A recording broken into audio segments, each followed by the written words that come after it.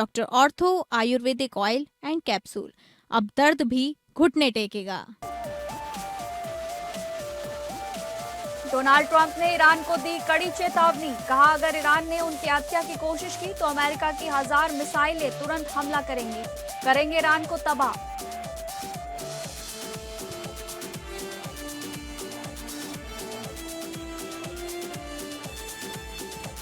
बद्रीनाथ चढ़ावा हेराफेरी मामले में बीकेटीसी की 4 सदस्यीय समिति ने पूरी की जांच, जल्द मुख्य कार्याधिकारी को सौंपेंगे रिपोर्ट। मेरठ छात्रा हत्याकांड में एक्शन, पीएसी सिपाही निलंबित, डीआईजी ने एसपी सिटी को सौंपी जांच।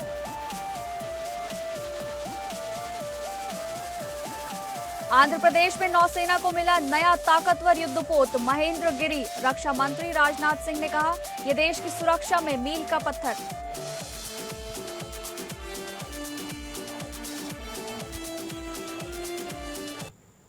नमस्कार, आप सभी का बहुत बहुत स्वागत है टॉप अपडेट में। मैं हूं आपके साथ शालिनी राणा। शुरुआत करेंगे टॉप अपडेट की। अमेरिका ने ईरान को अल्टीमेटम देते हुए हॉर्मुज़ जलडमरू मध्य को सभी वाणिज्यिक जहाजों के लिए खोलने और समुद्री हमले तुरंत बंद करने की मांग की है। वॉशिंगटन ने साफ चेतावनी दी है कि यदि ईरान ने ऐसा नहीं किया तो उसे गंभीर परिणाम भुगतने होंगे। अमेरिका चाहता है कि ईरान सार्वजनिक रूप से घोषणा करे कि हॉर्मुज़ मार्ग सभी जहाजों के लिए सुरक्षित और खुला रहेगा तथा किसी भी जहाज पर कोई शुल्क नहीं लगाया जाएगा। दूसरी ओर ईरानी संसद अध्यक्ष मोहम्मद बागेर गालिबाफ ने कहा है कि ईरान को अमेरिका पर बिल्कुल भरोसा नहीं है और यदि अमेरिका किसी भी समझौते से पीछे हटता है तो ईरान पूरी ताकत से जवाब देगा। वहीं अमेरिकी राष्ट्रपति डोनाल्ड ट्रंप ने कहा है कि दोनों देशों के बीच लागू सीज फायर अब खत्म माना जाए। हालांकि उन्होंने दावा किया कि ईरान ने बातचीत जारी रखने की इच्छा जताई है।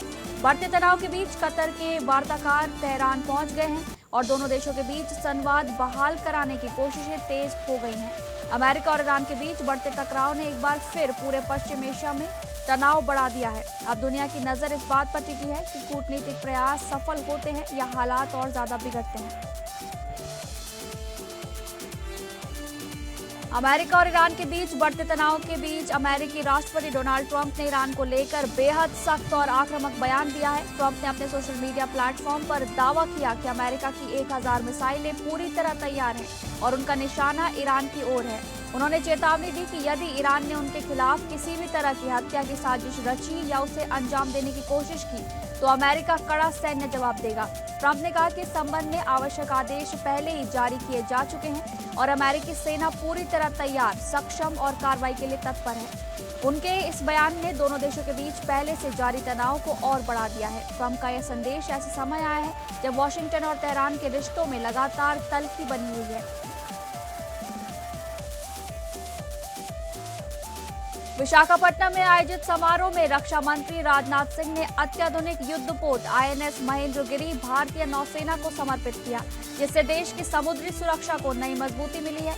प्रोजेक्ट 17A का ये छठा स्टील्थ फ्रिगेट 75% स्वदेशी उपकरणों से निर्मित है और आत्मनिर्भर भारत की रक्षा क्षमता का मजबूत उदाहरण माना जा रहा है। रक्षा मंत्री ने कहा कि इस युद्धपोत पर ब्रह्मोस मिसाइल भी तैनात की जा सकती है, जिससे इसकी मारक क्षमता कई गुना बढ़ जाएगी।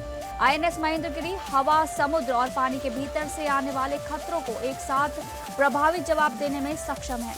इस युद्धपोत को भारतीय नौसेना के युद्धपोत डिजाइन ब्यूरो ने डिजाइन किया है, जबकि इसका निर्माण मजगांव डाक शिप बिल्डर्स लिमिटेड ने किया है। राजनाथ सिंह ने कहा कि आंध्र प्रदेश रक्षा और एरोस्पेस निर्माण के क्षेत्र में तेजी से नई ताकत बनकर उभर रहा है। उन्होंने ऑपरेशन ऊर्जा सुरक्षा का उल्लेख करते हुए बताया कि भारतीय नौसेना ने 9000 करोड़ रुपए से अधिक मूल्य के व्यापारिक जहाजों की सुरक्षित आवाजाही सुनिश्चित कर देश के आर्थिक हितों की भी रक्षा की है। मेरठ में दलित छात्र हत्याकांड में बड़ी कार्रवाई करते हुए मुख्य आरोपी अंकुश चौधरी के भाई और पीएसी कांस्टेबल अंकित को तत्काल प्रभाव से निलंबित कर दिया गया है। मामले की जांच एसपी सिटी विनायक गोपाल भोसले को सौंपी गई है, जबकि डीआईजी कालानिधि नैथानी ने सभी तकनीकी साक्ष्यों की गहन जांच और विधिक राय लेने के निर्देश दिए हैं। 17 मई को रौटा थाना क्षेत्र में छात्रा का शव मिलने के बाद मुख्य आरोपी को गिरफ्तार कर जेल भेजा जा चुका है, लेकिन पीड़ित परिवार लगातार अन्य आरोपियों की गिरफ्तारी और निष्पक्ष जांच की मांग कर रहा है। इसी मांग को लेकर कलेक्ट्रेट परिसर के बाहर परिजनों और समर्थकों ने जोरदार प्रदर्शन किया और सड़क पर धरना देकर प्रशासन पर दबाव बनाया। प्रदर्शनकारियों ने पीएससी कांस्टेबल अंकित, उसकी मां और अन्य आरोपियों की गिरफ्तारी के साथ दुष्कर्म की धाराएं जोड़ने तथा लापरवाही बरतने वाले पुलिसकर्मियों पर कार्रवाई की मांग उठाई। प्रदर्शन के बाद डीआईजी ने पूरे मामले की समीक्षा की और विभागीय कार्रवाई करते हुए कांस्टेबल अंकित को निलंबित कर दिया। जांच में यह भी सामने आया कि घटना के बाद अंकित ने पीड़ित परिवार से मुलाकात कर उनके साथ होने का भरोसा दिया था। अब इस बहुचर्चित मामले में पुलिस की आगे की जांच और कार्रवाई पर सभी की नजर टिकी हुई है। झारखंड के पलामू जिले में राष्ट्रीय राजमार्ग 39 पर निर्माणाधीन फ्लाईओवर के पास जमीन मुआवजे को लेकर विवाद हिंसक झड़प में बदल गया। प्रशासनिक टीम और स्थानीय ग्रामीणों के बीच शुरू हुई नोकझोंक देखते ही देखते पथराव में तब्दील हो गई, जिससे मौके पर अफरा तफरी मच गई। इस हिंसा में झारखंड सशस्त्र पुलिस का एक जवान गंभीर रूप से घायल बताए जा रहे हैं, जबकि एक महिला पुलिसकर्मी समेत कई ग्रामीण भी चोटिल हुए हैं। सभी घायलों को मेदिनीनगर मेडिकल कॉलेज अस्पताल में भर्ती कराया गया है, जहां उनका इलाज जारी है।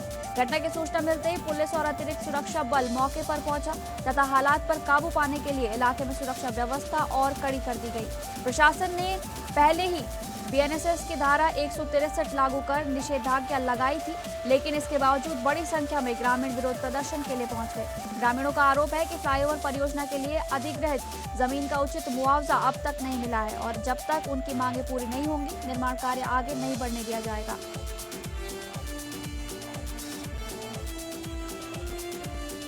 बद्रीनाथ मंदिर के चढ़ावे में कथित हेराफेरी मामले की जांच बीकेटीसी की 4 सदस्यीय समिति ने पूरी कर ली है और जल्द ही अपनी रिपोर्ट मुख्य कार्याधिकारी को सौंपेंगे। भैरव सेना के केंद्रीय अध्यक्ष संदीप खत्री ने शिकायत के बाद गठित समिति ने 1 सप्ताह तक पूरे मामले की गहन जांच की। जांच के दौरान सीसीटीवी फुटेज, गणना कक्ष की व्यवस्था, कर्मचारियों की तैनाती और चढ़ावे की पूरी प्रक्रिया का बारीकी से परीक्षण किया गया। प्रारंभिक जांच के आधार पर बीकेटीसी ने कर्मचारी प्रमोद नौटियाल को पहले गणना और प्रोटोकॉल ड्यूटी से हटाया और बाद में सीसीटीवी साक्ष्यों के आधार पर निलंबित कर दिया। बीकेटीसी के सीईओ सोहन सिंह रांगड़ ने जांच पूरी होने की पुष्टि करते हुए कहा कि समिति की अंतिम रिपोर्ट जल्द प्राप्त होगी।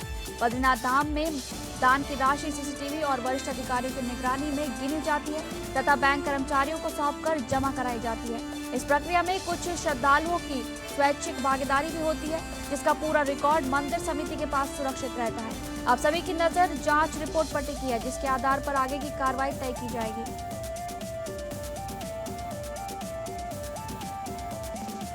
अयोध्या में राम मंदिर निर्माण समिति की महत्वपूर्ण बैठक आयोजित हुई, जिसमें समिति के अध्यक्ष नृपेंद्र मिश्रा ने निर्माण कार्यों की प्रगति की समीक्षा की। बैठक के दौरान उन्होंने हाल ही की घटना को मंदिर व्यवस्था पर एक कलंक बताते हुए कहा कि इस घटना से हम सभी स्वयं को छोटा महसूस कर रहे हैं। उन्होंने विश्वास जताया कि व्यवस्थाओं में जल्द सुधार होगा और भविष्य में ऐसी किसी भी घटना की पुनरावृत्ति नहीं होने दी जाएगी। नृपेंद्र मिश्रा ने बताया कि 30 जुलाई तक राम मंदिर के सभी प्रमुख निर्माण कार्य पूरे करने का लक्ष्य निर्धारित किया गया है। उन्होंने ये भी जानकारी दी कि मंदिर का अत्याधुनिक ऑडिटोरियम दिसंबर 2026 तक बनकर तैयार हो जाएगा। बैठक में मंदिर प्रशासन से जुड़े विभिन्न निर्माण और प्रबंधन संबंधी विषयों पर भी विस्तार से चर्चा की गई। सीईओ की नियुक्ति के लिए गठित 3 सदस्यीय समिति अंतिम निर्णय लेगी और जल्द ही इस प्रक्रिया को पूरा किया जाएगा। समाजवादी पार्टी के राष्ट्रीय अध्यक्ष अखिलेश यादव मेरठ पहुंचे और अनुसूचित जाति की छात्रा ललिता गौतम हत्याकांड में पीड़ित परिवार से मुलाकात कर उन्हें न्याय दिलाने का भरोसा दिया। इस दौरान उन्होंने परिजनों का दुख साझा करते हुए कहा कि समाजवादी पार्टी इस पूरे मामले में उनके साथ मजबूती से खड़ी है। अखिलेश यादव ने कहा कि दोषियों के खिलाफ सख्त कार्रवाई होनी चाहिए और पीड़ित परिवार को हर हाल में न्याय मिलना चाहिए। उन्होंने भाजपा सरकार से मामले की निष्पक्ष जांच कराने और परिवार की सभी मांगों को पूरा करने की अपील की। सपा अध्यक्ष ने कहा कि कानून व्यवस्था पर सवाल उठ रहे हैं और सरकार को इस मामले में संवेदनशीलता के साथ कार्रवाई करनी चाहिए। उन्होंने पीड़ित परिवार को हर संभव राजनीतिक और कानूनी सहयोग देने का भी आश्वासन दिया।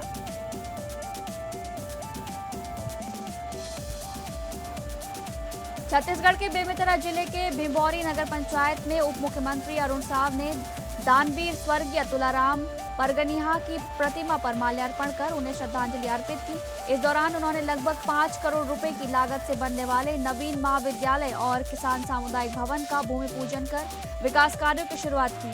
डिप्टी सीएम ने जल आवर्धन योजना के तहत हर घर शुद्ध पेयजल पहुंचाने के लिए 4 करोड़ रुपए तथा अन्य विकास कार्यों के लिए 1 करोड़ रुपए की घोषणा भी की।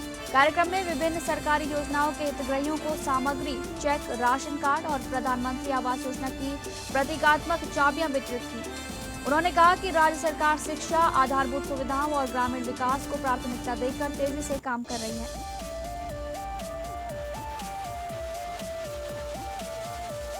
उत्तर प्रदेश के अमरोहा जिले के हसनपुर क्षेत्र में एक निजी अस्पताल पर ऑपरेशन के दौरान गंभीर लापरवाही का आरोप लगा है, जिसके बाद एक युवती की हालत बेहद नाजुक बनी हुई है। परिजनों के अनुसार गर्भाशय में दर्द की शिकायत पर 12 जून को जानकी को अस्पताल में भर्ती कराया गया था, जहां उसी रात उसका ऑपरेशन किया गया। आरोप है कि ऑपरेशन के तुरंत बाद उसकी तबीयत बिगड़ गई और उसे मेरठ के एक निजी अस्पताल में रेफर करना पड़ा। परिजनों का दावा है कि मेरठ के डॉक्टरों ने गलत ऑपरेशन को हालात बिगड़ने की वजह बताया है और युवती अब भी जिंदगी और मौत के बीच संघर्ष कर रही है। पीड़िता के पिता का आरोप है कि शिकायत लेकर अस्पताल पहुंचने पर स्टाफ ने अभद्र व्यवहार किया और उन्हें धमकी देकर भगा दिया गया। कार्रवाई न होने से नाराज परिजन और ग्रामीण सीओ कार्यालय पहुंचे तथा निष्पक्ष जांच और दोषियों पर सख्त कार्रवाई की मांग करते हुए प्रदर्शन किया। जालौन के उरई कोतवाली क्षेत्र स्थित कोंच रोड के एक निजी रेस्टोरेंट में अवैध गतिविधियों की सूचना पर महिला कल्याण विभाग और पुलिस की संयुक्त टीम ने छापेमारी की, जिससे इलाके में हड़कंप मच गया। कार्रवाई के दौरान रेस्टोरेंट के अंदर 4 युवतियां और 2 युवक मिले, जिन्हें पूछताछ के लिए हिरासत में लिया गया। प्रारंभिक जांच में कुछ युवतियों के नाबालिग होने की आशंका जताई गई, जिसके बाद महिला थाना पुलिस उन्हें सत्यापन के लिए अपने साथ ले गई। जांच के दौरान 2 युवतियों के बालिग होने की पुष्टि होने पर उन्हें जाने दिया गया। वहीं अन्य युवतियों और युवकों से पुलिस लगातार पूछताछ कर रही है और उनकी पहचान व गतिविधियों का सत्यापन भी किया जा रहा है।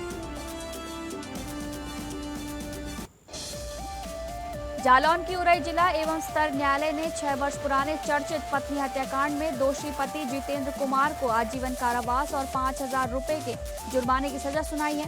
अभियोजन के अनुसार 19 मई 2019 को आरोपी अपनी पत्नी पूनम को ससुराल ले जाना चाहता था, लेकिन उसके इनकार करने पर वो गुस्से में मायके पहुंच गया। आरोप है कि वहीं उसने चाकू से पत्नी का गला रेत कर उसकी निर्मम हत्या कर दी, जिससे उसकी मौके पर ही मौत हो गई। घटना के बाद पुलिस ने मामला दर्ज कर आरोपी को गिरफ्तार किया और जांच पूरी कर न्यायालय में आरोप पत्र दाखिल किया। सुनवाई के दौरान अभियोजन पक्ष ने गवाहों और साक्ष्यों के आधार पर आरोपों को साबित किया, जिसके बाद अदालत ने आरोपी को दोषी करार दिया।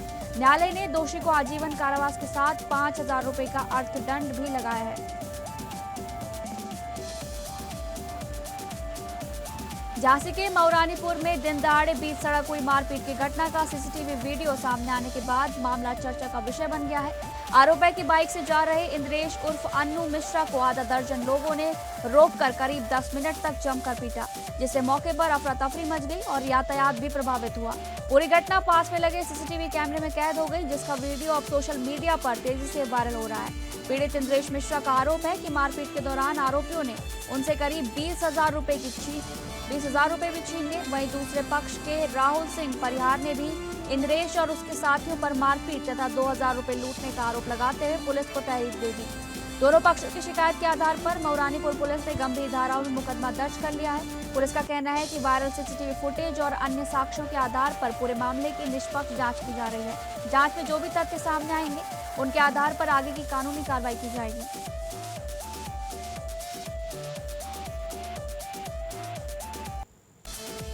लखनऊ के अलीगंज अग्निकांड से जुड़ी अवैध इमारत पर लखनऊ विकास प्राधिकरण ने बड़ी कार्रवाई करते हुए ध्वस्तीकरण का आदेश जारी कर दिया है। भवन स्वामी को अवैध निर्माण स्वयं हटाने के लिए 15 दिन का समय दिया गया है, जबकि निर्धारित अवधि में कार्रवाई न होने पर एलडीए खुद इमारत को ध्वस्त करेगा। प्राधिकरण ने स्पष्ट किया है कि ध्वस्तीकरण का पूरा खर्च भी भवन मालिक से ही वसूला जाएगा। गौरतलब है कि 22 जून को इस इमारत में भीषण आग लगने से 15 लोगों की दर्दनाक मौत हो गई थी। जांच में फायर सेफ्टी मानकों और सेटबैक नियमों के गंभीर उल्लंघन की पुष्टि हुई है। ये भी सामने आया है कि आवासीय मानचित्र स्वीकृत होने के बावजूद भवन का व्यावसायिक उपयोग किया जा रहा था। 3 दिन तक चली सुनवाई के बाद विहित प्राधिकारी ने ध्वस्तीकरण का आदेश पारित किया और एलजीए की टीम ने मौके पर पहुंचकर आदेश भवन पर चस्पा कर दिया। अब इस कार्रवाई को अवैध निर्माण और सुरक्षा नियमों के उल्लंघन पर सख्त प्रशासनिक कदम के रूप में देखा जा रहा है। कोतवाली क्षेत्र के धारू रोड स्थित एक पेट्रोल पंप पर शराब के नशे में 2 दबंगों द्वारा जमकर उत्पात मचाने का मामला सामने आया है। मामूली कानूनी के बाद आरोपियों ने पेट्रोल पंप के एक कर्मचारी के साथ बेरहमी से मारपीट की, जिससे मौके पर अफरा तफरी का माहौल बन गया। घटना के दौरान मौजूद लोगों ने बीच बचाव का प्रयास किया, लेकिन दबंगों का हंगामा काफी देर तक चलता रहा। मारपीट की सूचना मिलते ही पुलिस मौके पर पहुंची और हालात को शांत कराया गया। पीड़ित कर्मचारी ने आरोपियों के खिलाफ कार्रवाई की मांग करते हुए पुलिस को शिकायत दी है। पुलिस ने मामले की जांच शुरू कर दी है और घटनास्थल के आसपास लगे सीसीटीवी फुटेज भी खंगाले जा रहे हैं। उत्तर प्रदेश के शाहजहांपुर में शिकायतों के समाधान की मांग को लेकर एक युवक इलाके के सबसे ऊंचे मोबाइल टावर पर चढ़ गया, जिससे प्रशासन में हड़कंप मच गया। युवक ने आरोप लगाया कि हरियाणा में उसके साथ ठगी हुई और कार्रवाई के बजाय हरियाणा पुलिस ने उसका उत्पीड़न किया। इसके लिए वो निष्पक्ष जांच और न्याय की मांग कर रहा है। बताया गया कि युवक खाने पीने का सामान और छाता लेकर टावर पर चढ़ा था तथा मांग पूरी न होने पर नीचे न उतरने और कूदने की चेतावनी भी दे रहा था। लगातार बारिश के बावजूद वो कई घंटों तक टावर पर डटा रहा, जिसके बाद पुलिस और प्रशासनिक अधिकारी मौके पर पहुंचकर उसे समझाने में जुट गए। काफी देर तक चले प्रयासों और बातचीत के बाद अधिकारियों ने युवक को सुरक्षित नीचे उतार लिया। घटना के दौरान सुरक्षा के व्यापक इंतजाम किए गए ताकि किसी प्रकार की अप्रिय स्थिति न बने। पुलिस ने युवक की शिकायत पर आवश्यक कार्रवाई और जांच का आश्वासन दिया है। देहरादून के मसूरी रोड पर एक स्कूटी अनियंत्रित होकर करीब 50 मीटर गहरी खाई में गिर गई, जिससे सवार गंभीर रूप से घायल हो गए। हादसे की सूचना मिलते ही एसडीआरएफ और जिला पुलिस की संयुक्त टीम ने रात के अंधेरे में तत्काल रेस्क्यू अभियान शुरू किया। दुर्गम पहाड़ी क्षेत्र और कठिन परिस्थितियों के बावजूद बचाव दल तकनीकी उपकरणों की मदद से घायल तक पहुंचने में सफल रहा। हरिद्वार में लगातार हो रही भारी बारिश के बीच पुलिस और प्रशासन पूरी तरह सतर्क होकर राहत एवं सुरक्षा व्यवस्था संभाल रहे हैं। शहर के कई निचले इलाकों और प्रमुख मार्गों पर जलभराव की स्थिति बनने के बाद पुलिसकर्मी सड़क पर उतरकर लोगों को सुरक्षित वैकल्पिक मार्गों से उनके गंतव्य तक पहुंचने में मदद कर रहे हैं।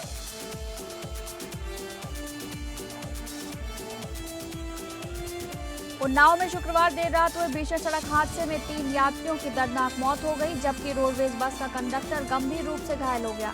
दही थाना क्षेत्र के पूर्वा बाईपास रोड पर अयोध्या से कानपुर जा रही रोडवेज बस पहले एक पिकअप से टकराई, जिसके बाद घबराए यात्री बस से उतरकर सड़क किनारे खड़े हो गए। इसी दौरान पीछे से आए डंपर ने बस में जोरदार टक्कर मार दी, जिससे बस आगे बढ़ गई और नीचे खड़े यात्री उसकी चपेट में आ गए। हादसे में 3 लोगों की मौके पर ही दर्दनाक मौत हो गई, जबकि घायल कंडक्टर को जिला अस्पताल में भर्ती कराया गया है। उत्तराखंड में लगातार 48 घंटे से हो रही भारी बारिश ने जनजीवन को बुरी तरह प्रभावित कर दिया है और प्रदेश के कई हिस्सों में भूस्खलन की घटनाएं सामने आई हैं। भूस्खलन के कारण राज्य भर में 118 सड़कें बंद हो गई हैं, जबकि यमुनोत्री हाईवे पिछले 27 घंटे से बाधित होने के चलते यात्रियों को पैदल सफर करने के लिए मजबूर होना पड़ रहा है। अजय देवगन की कॉमेडी फिल्म धमाल 4 ने सिनेमाघरों में रिलीज होते ही बॉक्स ऑफिस पर शानदार शुरुआत करते हुए पहले ही दिन दमदार प्रदर्शन किया है। फिल्म ने घरेलू बॉक्स ऑफिस पर लगभग 13.75 करोड़ रुपए की ओपनिंग दर्ज की, जबकि विदेशी बाजार में भी करीब 5 करोड़ रुपए का कारोबार किया। पहले दिन का कुल वर्ल्ड वाइड कलेक्शन करीब 21.50 करोड़ रुपए पहुंचने के साथ फिल्म ने शानदार शुरुआत का संकेत दे दिया है।